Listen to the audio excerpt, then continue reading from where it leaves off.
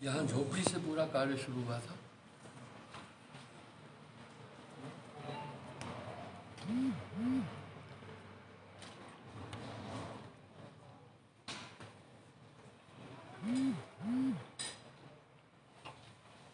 भोजन का इंतजाम किया ना? सभी लाइव रहता है।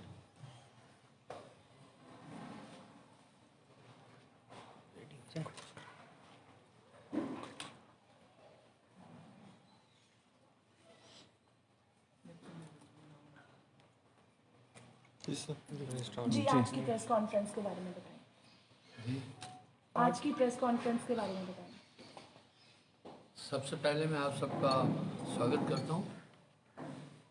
यहाँ अभी हमने सदगुरु कबीर साहब का अंतर्ध्यान या निर्वाण दिवस मनाया। इसकी एक प्रासंगिकता थी। कबीर साहब ने अध्यात्म से लेकर जीवन और दिनचर्या के विषय में मनुष्य को बहुत बड़ा ज्ञान दिया। सबसे पहले आज के दिन की प्रासंगिकता बहुत बड़ी है। कबीर साहब ने जो 120 साल में बोला था उसको निर्वाण दिवस के दिन सिद्ध करके चले गए। कैसा सिद्ध किया कि लाखों लोगों के सामने उन्होंने शरीर छोड़ा। जब शरीर छोड़ा तो मांस अस्थियां नहीं मिली। मगहर से, काशी से चलकर मगहर आए। राजा वीर सिंह बघेल उनके मुख्य शिष्य थे और बिजली खान पठान अवध के नवाब थे। 27 जिले अवध में। अवध की जनसंख्या यूरोप के कई देशों से ज़्यादा। तो उन्होंने आपस में विवाद किया कि आज हम कबीर साहब जब शरीर छोड़ेंगे इनके पार्थिव शरीर को लेकर हम बनारस जाएंगे, वहाँ हिंदू रस्म के अनुसार उनका संस्कार करेंगे।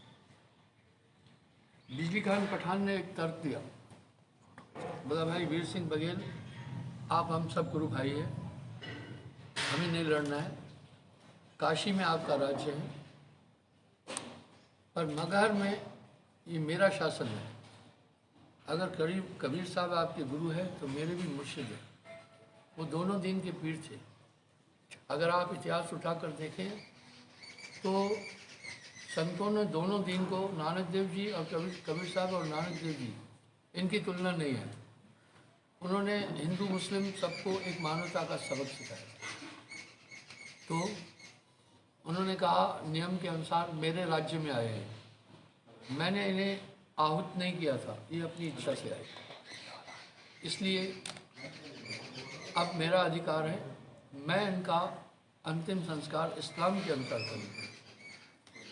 वीर सिंह बघेल ने उनको कहा कि कबीर साहब शुद्ध वैष्णव हैं, इस्लाम में मांस वर्जित नहीं है। अगर आप इनको मुसलमान करके दफनाएंगे तो हिंदुत्व में इनकी परंपरा नहीं चल पाएगी। इसलिए मैं आपसे प्रार्थना करता हूँ कि इनका संस्कार मुझे करना है। पर बिजली खान पठान ने तर्क रखा, ये कोई बात नहीं है। कहा मैं भी इस्लाम को फॉलो करता हूँ, मैं मांस नहीं खाता, मेरे बच्चे नहीं खाते। वीर सिंह बघेल ने कहा इक्का दुक्का हो सकता है लेकिन अधिकतर ये नहीं हो पाएगा। जब दोनों तरफ से बात नहीं बनी तो प्राचीन काल था, कोई कोर्टें नहीं थी, युद्ध के लिए प्रस्तुत हुए। जैसे युद्ध प्रारंभ होने वाला था इतने में एक अलौकिक कौतुक हुआ जो न भूते न भविष्यते। अद्भुत प्रकाश हुआ, आकाशवाणी हुई, उठाओ पर्दा नहीं है मुर्दा। जब सच में चद्दर उठाई गई तो फूल मिले। मुसलमानों ने फूल लेकर मजार बनाई, हिंदुओं ने वही फूल लेकर समाधि बनाई। मजार और समाधि में एक अंतर है। मजार में लंबा लेटा करके पीरों को कब्र देते हैं और समाधि में बिठा करके हिंदुत्व में समाधि देते हैं। वो आज भी द्योतक है, आज भी इंसान को ये संदेश दे रही है। उन्होंने पूरी मानवता को संदेश दिया, राम रहीमा एक है भाई काहे करत लड़ाई, हिंदू कहे राम राम, मुसलमान रहमाना, आपस में दोनों लड़े राम को ही ना जाना, दिल में खोजो दिल में खोजी यही करी मारा माँ, माँ का रज पिता का बिंदु किसको कहता तुर्क हिंदू, आदि तर्क रखे। सबसे पहली बात है, अध्यात्म में तो उनका कोई कंपेयर नहीं है, पर सामाजिकता में अगर हम कबीर साहब को देखते हैं तो उन्होंने जीवन पद्धति भी दी, किस तरह एक मनुष्य को जीवन गुजारना है। अक्सर मैं एक बात सत्संग में कहता हूँ, भक्त बनने से पहले हमें अच्छा इंसान बनना है। जब तक हम अच्छे इंसान नहीं बन रहे हैं तब तक हम ईश्वर की तरफ जा ही नहीं सकते। अच्छा इंसान बनने के लिए उन्होंने 7 नियम रखे समाज के आगे, भक्तों के आगे। पहला, सच बोलो, और हमारी संस्था भी ये नियम लोगों को प्रतिज्ञा कराती। साच बराबर तप नहीं, झूठ बराबर पाप, जाके हृदय साच है बाके हृदय आप। सच आपको हर अपराध से बचाएगा, वो आपकी सेफ्टी करेगा। सच बहुत बड़ा कवच है। जाके हृदय साच है बाके हृदय आप। दूसरा कहा कि मांसाहार नहीं करना। हमारे शास्त्रों में भी एक चीज़ लिखी है, आत्मवतम सर्वभूतेषु, किसी प्राणी को नहीं मारो। इसलिए उन्होंने बड़ी प्रासंगिक भाषा, प्रचलित भाषा में कहा, जीव न मारो बापरा, सबके एक है प्राण, हत्या कबो न छूटती, कोट सुनो तुम प्राण। यानी वो मांसाहार के घोर विरोधी थे। कभी कुछ लोग तर्क देते हैं ये खाने की चीज़ है, मैं उन्हें कहता हूँ भाई, इस पृथ्वी पर 2 तरह के जीव है, मांसाहारी और शाकाहारी। मांसाहारियों की 5 पहचान है। पहली बात, वो पानी जीभ से उठाकर पीते हैं। दूसरा, उनकी आंखों में इंफ्रारेड सिस्टम है, इससे रात में देख सकते हैं। और तीसरा, उनके नाखून बहुत तेज होते हैं, बॉल पेन की तरह। चौथा, उनके दांत नुकीले हैं। पांचवा, उनमें पॉइजन होता है। उदाहरण के लिए शेर है, बिल्ली है, लकड़बग्गा है, नेवला है, तेंदुआ है आदि, ये सब मांसाहारी श्रेणी के प्राणी हैं। रात में इनकी आंखें चलती हैं।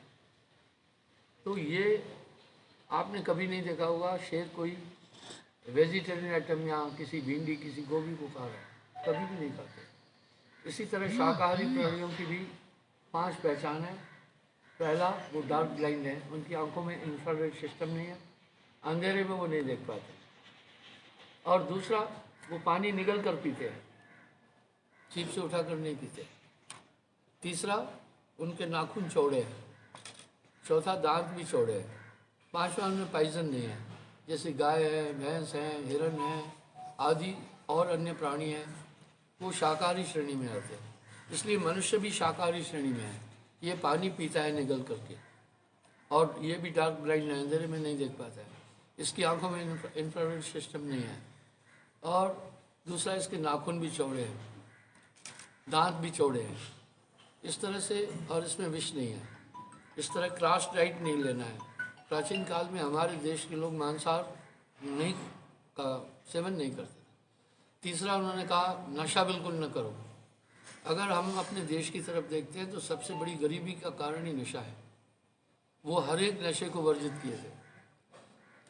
अमल पदार्थ जग के जेते, अभक्ष जानकर तजिए थे। उनको सबको अभक्ष कहा, यानी न खाने योग्य कहा। चौथा, क्रॉस सेक्स। उन्होंने कहा एक नारी ब्रह्मचारी। ये हमारे देश की एक संस्कृति है और सोशल लाइफ बड़ी टॉप है। मैं पूरे वर्ल्ड में घूमता हूँ, विदेशों में, कनाडा जाता हूँ, अमेरिका जाता हूँ, वहाँ हम रजिस्टर्ड भी है। अमेरिका में हमारी संस्था रजिस्टर्ड है। ब्रिटेन जाता हूँ, लंदन में भी हम रजिस्टर्ड है। Switzerland, France, Germany, Austria, Greece, Italy आदि कई देशों में भ्रमण करता हूँ। सोशल लाइफ नहीं है वहाँ पर।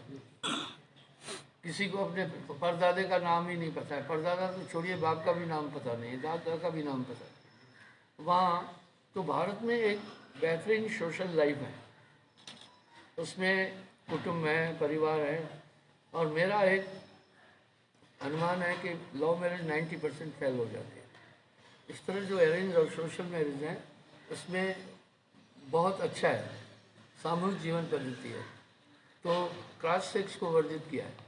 और जतित्व और सतीत्व का कहा। जति जगत में इसको कहिए जिसकी नारी एक, सती ताको कहिए जिसका पुरुष एक।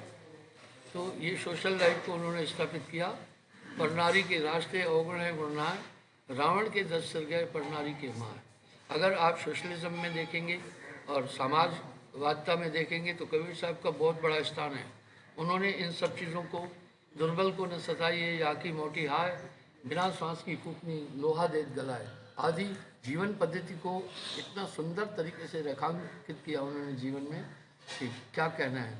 उनकी भाषा भी बड़ी मृदु थी, बड़ी सरल थी। उन्होंने वो महाकवि भी, आदि कवि माने जाते हैं। कबीर साहब से पहले यहाँ श्लोक थे, ऋचाएँ थी, मंत्र थे, गीत नहीं थे और दोहे नहीं थे, चौपाइयाँ नहीं थी। इसलिए कबीर साहब ने दोहे, चौपाइयाँ, रमेनियाँ, छंद, सोरठे आदि ये साहित्य जगत में दिए। इसलिए साहित्यकार कबीर साहब को एक बहुत बड़ा साहित्यकार भी मानते हैं। सब मिलाकर कबीर साहब का स्थान इस प्रकार है अध्यात्म जगत में, जैसे नदियों में गंगा जी, जैसे तारका मंडल में चंद्रमा, जैसे अंतरिक्ष में सूर्य। इस तरह कबीर साहब का बहुत ऊंचा स्थान है। किन्हीं कारणों से कुछ लोगों ने अपने हितों के लिए उनको एक सीमित दायरे में कर दिया, एक जुलाहा बना दिया, एक हरिजन बनाया। वास्तविकता ये थी, आज ही के दिन जब वो दुनिया से गए, दुनिया को दिखा के गए कि मैं शरीर नहीं हूँ। और आज भी अगर आप भारतीय अध्यात्म जगत में देखें, संतत्व की धारा में देखें तो उनका बहुत बड़ा महत्व है। उन्होंने नशे को बड़ा वर्जित किया है। अध्यात्म के साथ साथ देश में गरीबी, शराब से तो पर स्त्री का मन बोला, पर नारी का राशना अवगुण है गुणना है। रावण के 10 सिर गए पर नारी के माँ है। पर नारी पहनी छुरी मत कोई लाओ अंग, रावण के 10 सिर गए पर नारी के संग। तो सोशल लाइफ हमारी बड़ी स्ट्रांग थी। धीरे धीरे हमारे देश में पाश्चात्य संस्कृति आ रही है, इससे नुकसान हो रहा है, इससे नुकसान हो रहा है।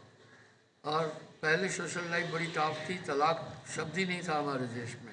माता पिता बड़ी गहराई में सोचकर रिश्ते करते थे।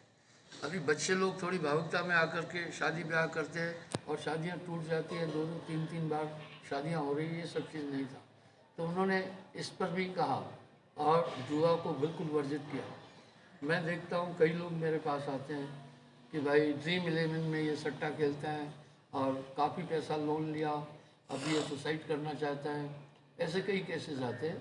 तो उन्होंने जुआ को वर्जित किया। या महाराजा युधिष्ठिर, राजा नल, पुण्य आत्माएँ थे, धर्म के अवतार थे, जुआ के कारण उनकी दुर्गति हुई, उसको वर्जित किया। और सातवां उन्होंने बहुत अच्छा एक नियम बोला, हक की कमाई खाना, किसी का धन नहीं खाना। इसलिए उनके साखी और शब्दों में जब भी किसी ने, बलशाली ने शक्तिहीन और दुर्बल पर कोई प्रहार किया तो कबीर साहब ने अपनी वाणी उठाई है। क्या लाजवाब उनके शब्द हैं। 14 अरब कबीर है भाखा, सार शब्द बाहर दर रखा। अध्यात्म में उन्होंने सभी चक्रों के भेदन के लिए बोला और शास्त्रों में 10 द्वार तक की बात की है। उन्होंने 11वें दरवाजे का भी जिक्र किया, उसका उल्लेख दिया और परमात्मा अपने अंदर कैसे सहज समाधि, सहज साधना का, सहज मार्ग का उपदेश दिया। मूल रूप से अध्यात्म जगत में उन्होंने 3 चीज़ों को विशेष स्थान दिया। पहला कि पूर्ण गुरु होना चाहिए, पूर्ण गुरु जो सत्ता को जानता है। दूसरा, नाम सच्चा होना चाहिए। तीसरा, खुद भी आदमी सच्चा। अब आइए हम देखते हैं इन 3 तथ्यों पर उनका अध्यात्म इन 3 चीज़ों की तरफ घूमता है। ये सच्चा नाम क्या है? वो कहते हैं गुरु ईश्वर से साक्षात्कार, ईश्वर प्रकट करता है इंसान के अंदर। वो आइए देखते हैं हम कैसा है। आज भी विज्ञान एक चीज़ की खोज कर रहा है, गॉड पार्टिकल का, ईश्वरीय तत्व का, लेकिन अभी तक उनकी वहाँ पहुँच नहीं है।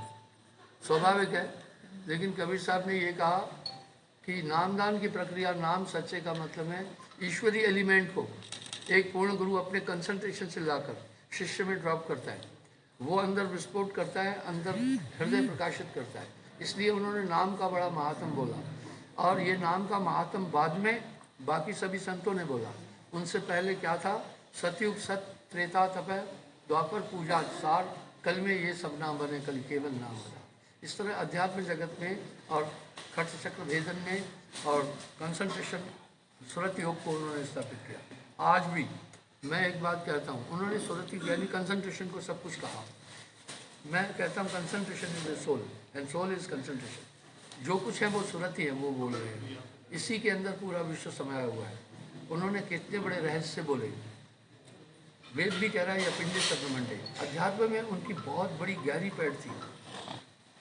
खेल ब्रह्मांड का पिंड में देखिया, जगत की भ्रमना दूर भागी, बाहरा भीतरा एक आकाश में, सुषमना डोरते हैं जाए लागी। उन्होंने यानी पवन को पलटकर शून्य में घर किया। सहज मार्ग से इस देह से निकलने के सूत्र दिए, जो बड़े वंडरफुल हैं, बड़े आश्चर्यमय हैं। हम सब सिद्धांत रूप से एक बात स्वीकार करते हैं कि मरकर जाना है। अच्छा, कई लोग हमारे देश में हर सेकंड में बच्चे का जन्म होता है, हर 2.5 सेकंड में आदमी मर रहा है। तो किसी को आपने देखा नहीं होगा कहीं ऊपर जाते हुए। दरअसल उस समय एक डिवाइन एलिमेंट जो है इस बॉडी से निकलता है, आत्म तत्व, वो इन आंखों से नहीं देखा जा सकता है। उन गूढ़ रहस्यों को उन्होंने एक आम आदमी की भाषा में लोगों तक रखा और एक हलचल मचाई। अगर आप देखें 16वीं शताब्दी से लेकर 18वीं शताब्दी, 15वीं शताब्दी के मध्य से 350 साल ये संत काल कहलाए। और कबीर साहब का अवतरण 1398 में हुआ, यानी 1398 से लेकर 1800 कुछ तक ये संत काल था। इसमें एक ऐसी लहर चली थी देश में कि सभी उसी दिशा की तरफ बढ़ चले थे, अध्यात्म की तरफ बढ़ चले थे। तो उनकी आज भी उनकी वाणी की बड़ी प्रासंगिकता है। उनकी वाणी सबसे पहले हमें एक अच्छा इंसान बनने के लिए प्रेरित करती है, फिर हमें अध्यात्म खोज के लिए प्रेरित करती है, उसके बाद ईश्वर तत्व की प्राप्ति के लिए करती है। रहा सवाल, उन्होंने कुरीतियों का खंडन किया जमकर। दुनिया ऐसी भावरी, पत्थर पूजन जाए, घर की चक्की कोई न पूजे, जाको पीसो खाए, पाहन से वे हरि मिले, तो मैं सेऊ पहाड़। उन्होंने पक्षपात नहीं किया। उधर वहाँ भी ये बोल के गए, कंकड़ पत्थर जोड़कर मस्जिद दही बनाए, किस पर मुल्ला बांग दे, क्या बहरा हुआ खुदा है। दिल में खोजो, दिल में खोजी, यही करी मारामा। निसंदेह है कि उनका विरोध भी हुआ और उनकी झोपड़ी भी जलाई दी गई और 52 कसनियाँ भी हुई, पर लोगों ने उसको हाईलाइट नहीं किया ठीक से। कहने का भाव मेरा ये है कि आज का दिन बड़ा प्रासंगिक है।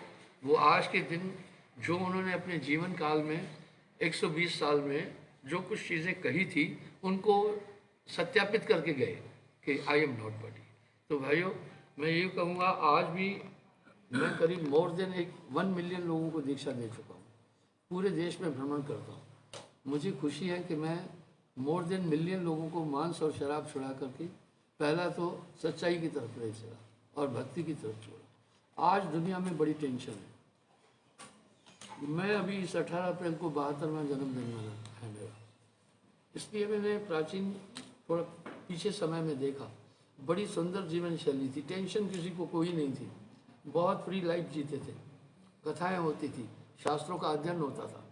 आज आदमी चाहे वो अमीर है चाहे गरीब है, सब डरे हुए सहमे हुए हैं। महंगाई ज़्यादा बढ़ रही है और टेंशन है। क्यों हमने अपनी ज़रूरतें बढ़ा दी।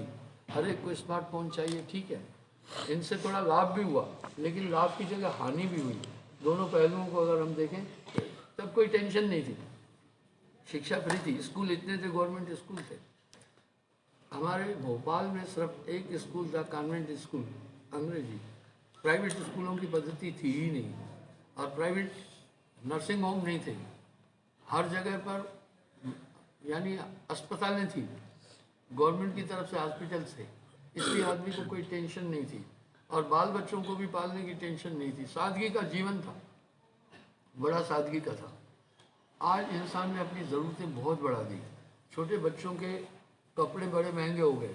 जब कपड़े महंगे हो गए तो आदमी सोचता है अभी कैसे चलूँ, उससे फिर टीवी का बिल देना पड़ता है, पानी का बिल देना पड़ता है, बिजली का बिल देना पड़ता है और कई चार्जेस देने पड़ते हैं। तो आदमी अपने आप को इस समय अवसाद में अनुभव करता है। लेटेस्ट रिपोर्ट के अनुसार दुनिया के अंदर इस समय 30% लोग डिप्रेशन से गुजर रहे हैं। इसके 2 काज हैं। पहला तो ग्लोबल वार्मिंग है दूसरा ये है कि इंसान के ऊपर वाइब्रेशन ज़्यादा है, वो अपनी ज़रूरतों की पूर्ति सहज तरीके से नहीं कर रहा है, इसलिए जिसे भी देखिए वो अपने आप में गुम है। लेकिन उन्होंने जीवन पद्धति को सहज रूप से कहा, साईं इतना दीजिए जामे कुटुंब समाए, मैं भी भूखा ना रहूं अतित न भूखा। मैं मानता हूँ अपराध उस समय भी था, शुरू में भी था, अपहरण उस समय भी थे, लेकिन ऐसा नहीं इक्का दुक्का था। अभी बहुत ज़्यादा अपराध बढ़ गया। और सबसे बड़ी दुख की बात यह है कि पहले अपठित और दबंग लोग थे, वो अपराध करते थे, अभी शिक्षित लोग कर रहे हैं। क्यों कर रहे हैं? उनकी आवश्यकताओं की पूर्ति नहीं हो रही है, इस कारण से जीवन में जो चीज़ें चाहिए, कपड़े भी चाहिए, भोजन भी चाहिए, इसके लिए वो अपराध कर रहे हैं। और अपराध की शैली इतनी बढ़ गई कि नई नई किस्म के अपराध देखने में सुनने में आ रहे हैं, पहले ऐसे नहीं था। ज़रूरत यह है कि एक सामाजिक शांति चाहिए हमें। अगर आप घर में सफाई भी रखे हैं और पड़ोस में गंदगी पड़ी है तो आप प्रभावित हो जाएंगे। इसलिए समाज में एक शांति की स्थापना संतों ने की। उन्होंने, जब तक आदमी भक्ति के पथ पर नहीं जाएगा उसमें आंतरिक सुधार हो ही नहीं सकता। हर इंसान के अंदर विकार हैं, काम है, क्रोध है, लोभ मोह अहंकार है, ये अंधेरे में विचरण करते हैं। जब इंसान पाप कर्म करता है तो ये सब चीज़ें बढ़ जाती है। इसलिए भक्ति से आंतरिक और बाह्य दोनों शांति प्राप्त हो जाती है। इस पर साहब कह रहे हैं, चार पदार्थ एकमक माही कहे कबीर कोई जानत नहीं। इसलिए आज के दिन की बहुत बड़ी प्रासंगिकता है, बहुत बड़ा महत्व है। हम उसी शैली में लोगों को अध्यात्म की तरफ भी ले चल रहे हैं और अच्छे इंसान बनने की दिशा में भी हमारी संस्था कार्य कर रही है। धन्यवाद।